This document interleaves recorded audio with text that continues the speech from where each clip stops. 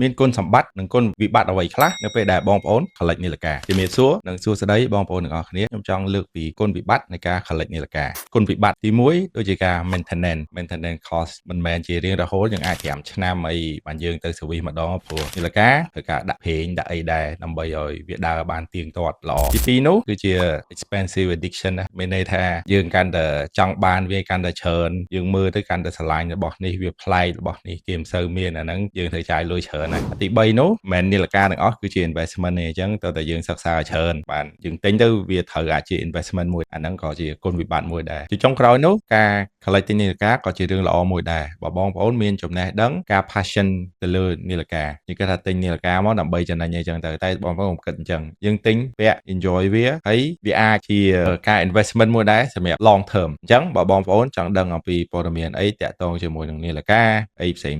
ឬក៏ service នាឡិកាអីបងប្អូនអាចតាក់ទងមកខាងយើងខ្ញុំបានជួយ follow ម្នាក់មួយមកដើម្បីបានចំណេះដឹងថ្មីតាក់ទងជាមួយនឹង luxury watch សូមអរគុណ